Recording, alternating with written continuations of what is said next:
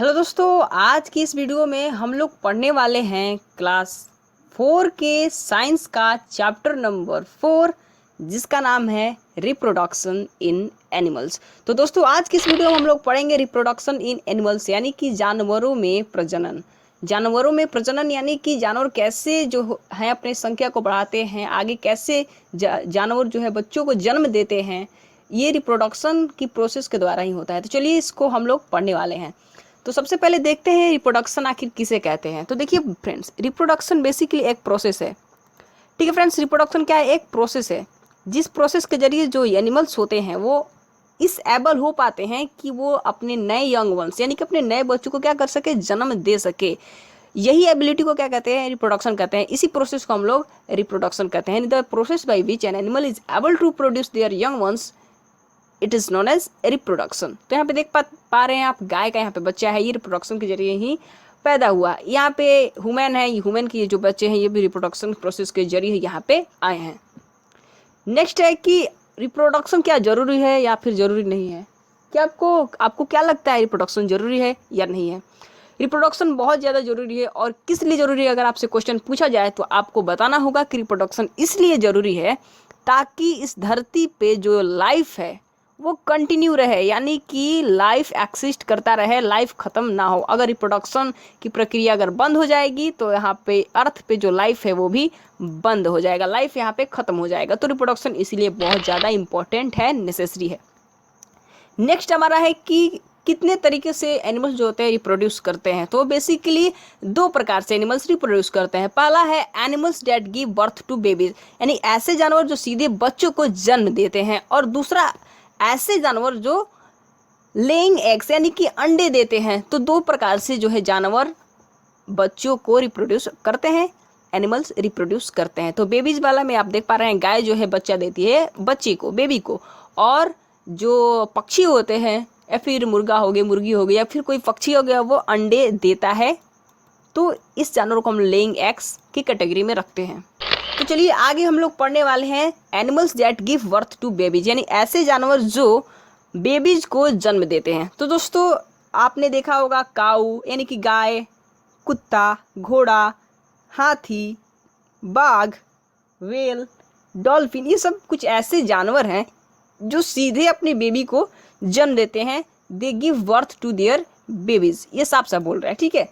और इन बेबीज का डेवलपमेंट कहाँ होता है? माँ के बॉडी में होता है। मदर्स, उनके माँ के बॉडी में उनका डेवलपमेंट होता है, माँ के शरीर के अंदर होता है उनका डेवलपमेंट, उनका विकास माँ के शरीर के अंदर होता है। तो ऐसे जानवर जो कि माँ के शरीर के अंदर डेवलप होते हैं उनको हम लोग animals that give birth to babies की कैटेगरी में रखते हैं।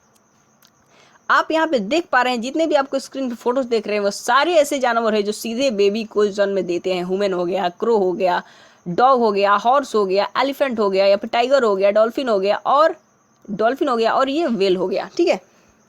अब नेक्स्ट कहता है कि बेबीज लुक लाइक पेरेंट्स। अब जो भी ये बच्चे देते हैं, जैसे कि ह्यूमन अगर रिप्रोड्यूस करता है, जो बर्थ देता है, जैसे कि ये ह्यूमन का लड़का है, ठीक है, ये मानव का लड़का है, ठीक है, तो इसका जो चेहरा है वो पेरेंट्स के जैसा होगा। ऐसा नहीं है कि अगर ह्यूमन बर्थ कर रहे हैं तो कौवे के जैसा हो जाएंगे, नहीं, ऐसा नहीं है। अगर कौवे का जो बच्चा होगा कौवे की तरह ही दिखेगा, उनके पेरेंट्स की तरह दिखेगा, कुत्ते का बच्चा कुत्ते की तरह ही दिखेगा, घोड़ा का घोड़े की तरह, बाघ का बाघ की तरह, ऐसे ही सभी की तरह। तो देखा आपने कि इनमें क्या खासियत होती है कि इनके जो बच्चे होते हैं पेरेंट्स की तरह दिखाई देते हैं। और वो जो बच्चे होते हैं वो मदर्स के मिल्क को फीड करते हैं, यानी कि जो मदर होती है उनकी माँ का वो दूध को पीते हैं। ठीक है। तो आगे हम लोग देखेंगे कि this animals are called animals, और ऐसे एनिमल्स को हम लोग मैमल्स कहते हैं। ऐसे एनिमल्स को मैमल्स के कैटेगरी में रखा गया है। मैमल्स मतलब होता है दोस्तों स्तनधारी। मैमल्स जो उनमें एक खासियत होता है दोस्तों, वो उनमें मेमोरी ग्लैंड्स होता है। मेमोरी मतलब कि ऐसा ग्लैंड जिससे दूध स्रावित होता है, जिससे दूध निकलता है, मेमोरी ग्लैंड्स। ठीक है।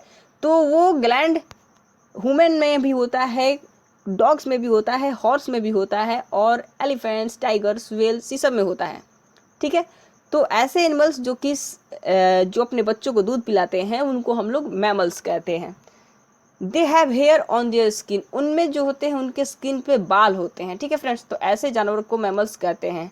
और यहाँ पे आप देख पा रहे हैं फोटो में ये सारे जानवर जो है मैमल्स है। ये कौवे को छोड़कर, कौवा मैमल्स नहीं है, ये बर्ड्स है। ये डॉग हो गया, हॉर्स हो गया, एलिफेंट हो गया, टाइगर हो गया, व्हेल हो गई, डॉल्फिन हो गई, ये सभी जो है मैमल्स की कैटेगरी में आते हैं।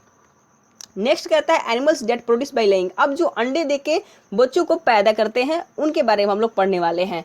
तो चलिए स्टार्ट करते हैं। Animals such as birds. अब देखिए जो भी चिड़िया होती हैं या फिर मछली होते हैं, मेढक होते हैं, सांप होते हैं, मगरमच्छ होते हैं या फिर कोई कीड़े मकोड़े होते हैं, वो अंडे देते हैं। वो सीधे बेबी को जन्म नहीं देते, वो अंडे देते हैं। अंडे के आप से भी जानते हैं, सभी इस प्रकार के अंडे, गोल गोल अंडे देते हैं, तभी जाके उस अंडे में से बेबी का जन्म होता है। यहाँ पे आप देख पा रहे हैं बर्ड भी अंडे को प्रोड्यूस करता है। डॉल्फिन नहीं, यहाँ पे कोई फिश ले सकते हैं क्योंकि डॉल्फिन मेमल के कैटेगरी में आता है। यहाँ पे कोई फिश रख सकते हैं, डॉल्फिन को मत रखिए। यहाँ पे एक आम फिश मान लीजिए, फिगर के लिए दिया गया है, कोई भी आम फिश, डॉल्फिन को छोड़ के, ठीक है। फ्रॉग भी जो है अंडे को जन्म देता है, स्नेक भी जो है अंडे को जन्म देता है। तो चलिए आगे हम लोग देखते हैं।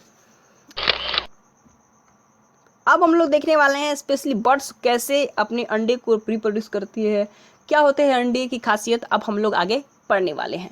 Birds lay their eggs in the nest. अब जो चिड़िया होती है वो घोंसला बनाती है। घोंसला किस लिए बनाती है? वहाँ पे रहने के लिए, वहाँ पे अंडे देने के लिए।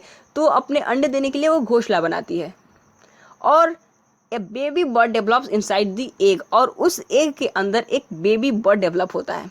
दोस्तों चिड़िया जो होती है गोल अंडे दे देती है अपने घोंसले में, और इसी अंडे के अंदर बेबी बर्ड यानी कि बर्ड का जो बच्चा होता है इसी अंडे के अंदर डेवलप होता है।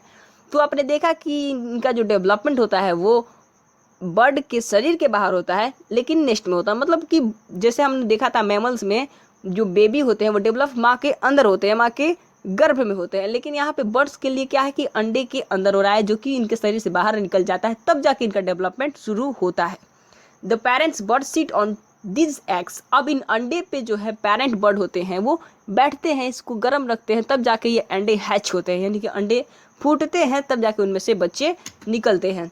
कुछ दिनों के बाद अंडे जो है तो हैच हो जाते हैं, यानी कि वो अंडे फूट जाते हैं और उसमें से उनके जो यंग वंस होते हैं, उनके जो बच्चे होते हैं वो बाहर आ जाते हैं। अब आप एक मुर्गी का अंडा अगर देखेंगे लेकर, तो उसमें आप देखेंगे आउटसाइड में जो उनका बाहर का अंडा होता है, ऐसा गोल गोल अंडा होता है। मैं आपको अंडे का फिगर बना देता हूँ। यहाँ पे देखिए ऐसा अंडा होता है, तो आप बाहर से आप देखते होंगे तो उजला उजला व्हाइट पार्ट होता है, जो कि बहुत ज़्यादा हार्ड होता है, हार्ड सिल होता है। तो ये क्या करता है, अंदर की जो सॉफ्ट चीज़ें होती है उसको प्रोटेक्ट करता है, क्योंकि अंदर में बेबी है। और यहाँ पे एक बीच में यॉल्क होता है पीला सा, वही जो होता है वहीं पे उसका नॉरिशमेंट, वहीं पे जो बेबी होता है वो एम्ब्रॉय के रूप में डेवलप होता है। जो येलो कलर्ड पार्ट होता है फ्रेंड्स, यहाँ पे मैंने आपको बताया येलो कलर्ड पार्ट्स, मैं येलो से यहाँ पे बना देता हूँ, ठीक है। तो यहाँ पे जो येलो कलर्ड पार्ट्स होते हैं, ठीक है, यहाँ पे जो येलो कलर्ड पार्ट्स होते हैं अंडे में, इसको हम लोग यॉल्क कहते हैं, यॉल्क कहते हैं यहाँ पे यॉल्क, ठीक है। इसको हम लोग क्या कहते हैं, यॉल्क, YOLK स्पेलिंग आप इसको जरूर याद रखिएगा, जिसमें कि फैट्स होते हैं, विटामिन होते हैं और मिनरल्स होते हैं, ठीक है friends. Provides food to developing baby called embryo. और ये जो होते हैं एम्ब्रॉय, इसमें जो बच्चा जो डेवलप हो रहा है उसको ये फूड प्रोवाइड करता है ताकि वो इसमें जिंदा रहे, उसमें डेवलप हो सके, बड़ा हो सके। अराउंड योक, अगर आप योक के चारों तरफ देखेंगे तो वाइट वाइट सा सब्सटेंस होता है। अगर ये योल्क हो गया पीला वाला, तो इसके चारों तरफ जो होता है वाइट वाइट सब्सटेंस पूरी तरह से फिल रहता है, उसको हम लोग एल्बुमिन कहते हैं। एल्बुमिन में ज़्यादातर प्रोटीन ही होता है ताकि बच्चे की ग्रोथ हो सके, उसकी मसल्स बन सके, उसमें जान आ सके, ठीक है। अब कहता है कि कुछ ही हफ्तों में जो एम्ब्रॉय होता है, इसमें जो एम्ब्रॉय बड़ा हो रहा था वो एक चिक यानी कि मुर्गी के छोटे से बच्चे के रूप में, चिकन के रूप में जो है डेवलप हो जाता है। It breaks the eggs and come out, तभी अंडा को तोड़ के बाहर निकल जाता है। तो ऐसे कुछ और भी जानवर हैं जो कि इस तरह से जन्म देते हैं, जैसे कि सांप हो गए, मछली हो गए, मेढक हो गया, छिपकली हो गई, कछुआ हो गया इत्यादि, सभी इसी प्रकार से ही अपने बच्चों को जन्म देते हैं। तो यहाँ पे आप फोटो में देख पा रहे हैं, यहाँ पे बर्ड्स हो गए, यहाँ पे जो है डॉल्फिन हो गई, ठीक है। डॉल्फिन नहीं आती है फ्रेंड्स, यहाँ पे मछली मान लीजिएगा, मैंने यहाँ पे मछली की जगह यहाँ पे कोई भी नॉर्मल फिश मान लीजिएगा, डॉल्फिन को छोड़ के, क्योंकि डॉल्फिन मैमल्स के कैटेगरी में आती है। यहाँ पे फिश इसको देखिएगा, इसको डॉल्फिन मत रखिएगा, ये फिश है, कोई भी नॉर्मल फिश इसे मान लीजिएगा, ठीक है। इसको मैं नॉर्मल फिश ही बना देता हूँ, ठीक है, ये नॉर्मल फिश बन गई, इसको डॉल्फिन अब मत मानिएगा आप। यहाँ पे मेढक हो गया, यहाँ पे सांप हो गई, सारे इसी प्रकार से बच्चों को जन्म देते हैं। अब नेक्स्ट हम देखेंगे फ्रॉग के बारे में। फ्रॉग किस प्रकार से बच्चों को जन्म देते हैं, किस प्रकार से अंडे उनमें से किस प्रकार से हैच होते हैं, अंडे किस प्रकार से अंडे में से बच्चे निकलते हैं। तो मेढक आप समझ चुके हैं कि मेढक भी जो है एग को रिप्रोड्यूस करता है और इसके बाद देखिए एक में से कैसे डेवलपमेंट हो गया। यहाँ पे जो हो गया मेढक हो गया, मेढक जो है अंडे यहाँ पे इसने बहुत मात्रा में अंडे दे दिए है। अब अंडे जो है टेडपोल के रूप में डेवलप होंगे। यहाँ पे छोटे छोटे अंडे हैं। अब अंडों में से क्या होगा, टेडपोल निकलेगा और उसकी एक छोटी सी पूंछ होगी। यहाँ पे आप देख पा रहे हैं ये पूंछ है। अब क्या होगा कि धीरे धीरे टेडपोल विकसित होगा और उसमें से 2 टांगें निकल जाएंगी। टेडपोल की 2 टांगें निकल जाएगी। अभी भी उसमें पूंछ रहेगी लेकिन पूंछ थोड़ी सी छोटी हो गई। आप देखेंगे पहले से पूंछ थोड़ी छोटी हो गई और इसके 2 टांगें हो गई है। कुछ ही दिनों बाद इसके 4 टांगें आ जाएंगी और लगभग ही जो पूंछ थी लगभग गायब हो जाएगी, यानी थोड़ी सी बच जाएगी और इसके 4 पैर आ जाएंगे। और कुछ ही हफ्तों बाद आपको देखने को मिलेगा ये फ्रॉग, जो कि इसकी पूंछ बिल्कुल ही गायब हो चुकी होगी और इसकी 4 टांगें होगी।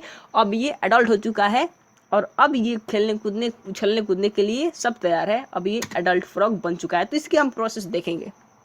तो दोस्तों मेढक जो होता है वो पानी में रहता है। फ्रॉग्स सेवरल एग्स इन, और वो अंडे भी कहाँ पे देता है, वाटर में ही देता है। और ये अंडे हैं वो very small young ones called tadpoles. ये जो अंडे होते हैं वो हैच होकर बहुत छोटे छोटे टेडपोल बनते हैं। जब ये अंडे फूटेंगे ना तो छोटे छोटे टेडपोल बनेंगे जिसकी बहुत बड़ी पूंछ होगी। मैंने आपको यहाँ पे फिगर में दिखा दिया, ठीक है। अब कहता है कि टेडपोल्स हैव टेल, यहाँ पे टेडपोल्स के पूंछ होते हैं, मैंने आपको बता दिया।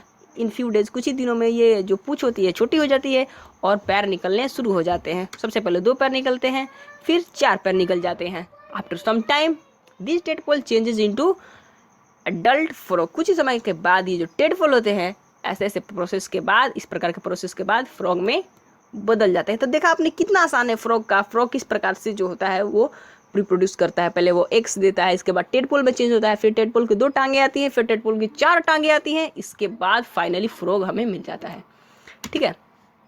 अब कहता है कि ये जो मेढक थी इसके 3 स्टेजेस हैं लाइफ साइकिल के। सबसे पहला एग के बाद टेडपोल और टेडपोल के बाद सीधा फ्रॉग। इसको आप जरूर याद रखिएगा, आपके एग्जाम में आ सकते हैं। नेक्स्ट कहता है कि इंसेक्ट कैसे रिप्रोड्यूस करते हैं। तो इंसेक्ट भी अंडे देते हैं, आपको पता होगा। यहाँ पे आप देखिए, अगर हम तितली की बात करें या फिर मक्खी की बात करें, कोई भी बटरफ्लाई हो गई या हाउस फ्लाई होगी, मक्खियों की बात करें, वो भी अंडे देते हैं।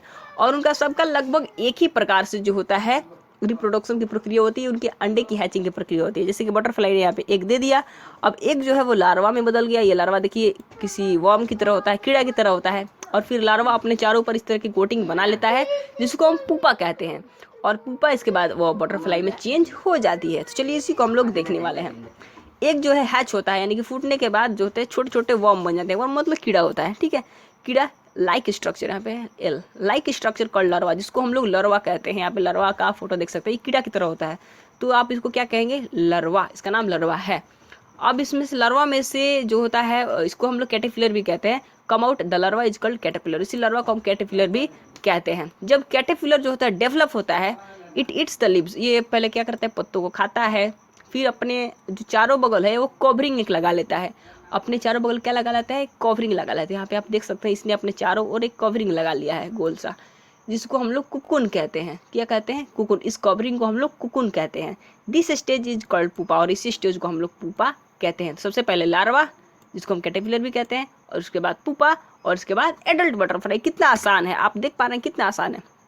कुछ ही हफ्तों के बाद जो कुकुन होता है जिसने ये कवरिंग बनाया था वो ओपन हो जाता है, खुल जाता है, और उसके बाद इसमें से एडल्ट बटरफ्लाई बाहर निकलती है और इसके बाद वो अपने आसमान में उड़ने लगती है।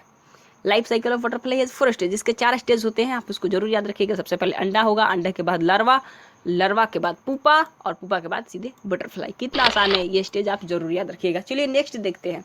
अब आपको देखिए, ये मैं आपको बहुत बड़े इमेज में असली जिसको इमेज कहते हैं उसके रूप में मैं आपको दिखा देता हूँ। ये देखिए, ये इसका अंडा है बटरफ्लाई का, और बटरफ्लाई से ये कैटरपिलर बना। ये देखिए अभी पत्ता खा भी रहा है, और इसके बाद ये अपने चारों ओर पुपा बना लेता है। तीसरी स्टेज और चौथी स्टेज में बटरफ्लाई के रूप में चेंज हो जाता है। चलिए अब स्टार्ट नेक्स्ट साइड पर देखते हैं। अब कहता है कि अदर इंसेक्ट लाइक कॉकरोच। अगर हम लोग कॉकरोच की बात करें तो वो भी इसी प्रकार से अंडे देता है, लेकिन इसकी थोड़ी सी डिफरेंट होती है। वो भी अंडे दे के ही जो है बच्चों को पैदा करता है। और फिर ग्रास ऊपर की माने टिड्डा की बात करें, वो भी इसी प्रकार से अंडे दे के उनमें से बच्चे प्रोड्यूस होते हैं। ये देखिए, ये है कॉकरोच। तो कॉकरोच यहाँ पे जो इसके अंडे होते हैं वो अगर हैच होते हैं, यानी कि फूटते हैं, तो उसमें से निकलते हैं यंग कॉकरोच, यानी कि छोटे छोटे कॉकरोच निकलते हैं, जिसका नाम होता है निम्फ। तो इनके अंडे पहले आप देख लीजिए, इस प्रकार के अंडे होते हैं। अंडे में से छोटे छोटे कॉकरोच निकलते हैं। ये हो गए छोटे छोटे कॉकरोच, और ये जब छोटे छोटे कॉकरोच बड़े होंगे तो इस प्रकार से कॉकरोच में बदल जाएंगे। तो nymph look like adult cockroach. जो निम्फ होते हैं, यानी कि अंडे से जो निम्फ निकले हैं, ये छोटे कॉकरोच होते हैं तो वो एडल्ट कॉकरोच कहलाते हैं, लेकिन इनके जो होते हैं विंग्स नहीं होते, लेकिन जो भी एडल्ट कॉकरोच जो बड़ा हो जाता है उसके विंग्स निकल जाते हैं। निम्फ्स जो क्या करते हैं, जो निम्फ होते हैं वो अपने स्किन को बार बार शेड करते रहते हैं, यानी कि बार बार उसको झाड़ते रहते हैं, स्किन को हटाते रहते हैं, बहुत बार हटाते हैं, और इसी प्रक्रिया को मोल्टिंग कहा जाता है। आप इसको याद रखिएगा, निम्फ शेड देयर स्किन, वो अपने स्किन को हटाते हैं बार बार स्किन को जो है बदलते हैं, समझिए उस प्रकार से, इसी को हम लोग मोल्टिंग कहते हैं। और मोल्टिंग के बाद कई सारे मोल्टिंग करने के बाद जो निम्फ होता है वो एडल्ट कॉकरोच में चेंज हो जाता है। और जो कॉकरोच का लाइफ साइकिल है वो 3 स्टेजेस में चलता है। सबसे पहला है एग के बाद निम्फ यानी कि एडल्ट कॉकरोच, और एडल्ट कॉकरोच में बदल जाता है, ठीक है।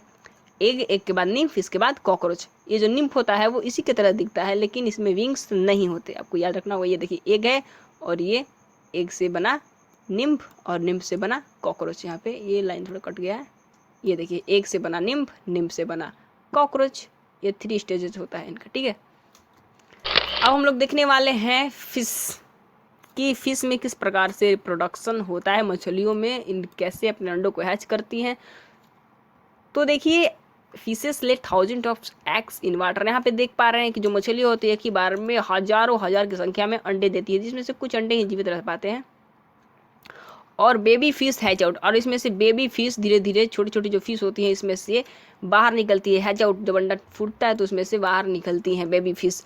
और this baby fish grow into adult, और यही जो बेबी फिश होती हैं वो बड़े मछली में बदल जाती हैं। तो इनका बिल्कुल ही 3 स्टेजेस में था, इनका बहुत आसान था मछलियों का। तो चलिए अब हम नेक्स्ट पढ़ते हैं। नेक्स्ट हमारा है रेप्टाइल्स, यानी रेप्टाइल्स जो कि रेंगने वाले जानवर हैं, उनमें किस प्रकार से रिप्रोडक्शन होता है। तो जो भी क्रोकोडाइल है, टर्टल्स हैं, लिजार्ड है, स्नेक है, सांप हो गया, छिपकली, कछुआ, ये सारे भी अंडे ही देते हैं। ये रिप्रोडक्शन कैसे करते हैं, अंडों से करते हैं। यहाँ पे छिपकली भी अंडे देती है, कछुआ भी अंडा देता है, और स्नेक भी अंडा देता है।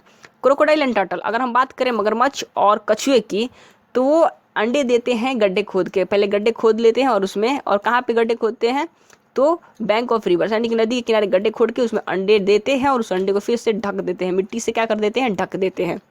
और जब उनका जो उनमें से बच्चे निकलते हैं, निकलने के बाद वो बच्चों को फिर से पानी में लेके चले जाते हैं उनकी ग्रोथ के लिए।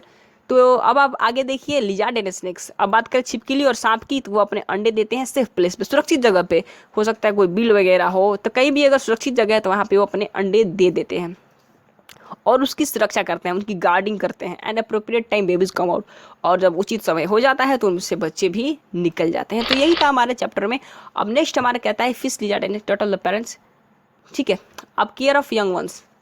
अब हम लोग देखेंगे केयर ऑफ यंग वंस, यानी कि अपने बच्चों की केयर। यंग वंस किस प्रकार से जो होते हैं एनिमल्स अपने बच्चों की केयर करते हैं, किस प्रकार से हो सकता है कुछ केयरलेस भी हो, ठीक है। तो वही हम लोग देखने वाले थे। मैमल्स सच एज काऊ, अगर हम कुछ मैमल्स की बात करें जैसे कि गाय हो गया, कुत्ता हो गया और व्हेल हो गया, वो अपने बच्चों की बहुत देखभाल करते हैं। जन्म देने के बाद उन्हें दूध पिलाते हैं, उनकी देख रेख करते हैं। जैसे कि यहाँ पे आप देख पा रहे हैं गाय किस प्रकार से देख रेख कर रही है, उसे दूध पिला रही है। यहाँ पे व्हेल का भी बच्चा है जो इनसे माँ के साथ चल रहा है, तो ये भी अपने बच्चों की देखभाल करते हैं ताकि इनकी बच्चों का अच्छे से ग्रोथ हो सके। अब as long as the baby birds, अगर हम चिड़िया की बात करें तो वो भी अपने बच्चों की देख रेख करती है।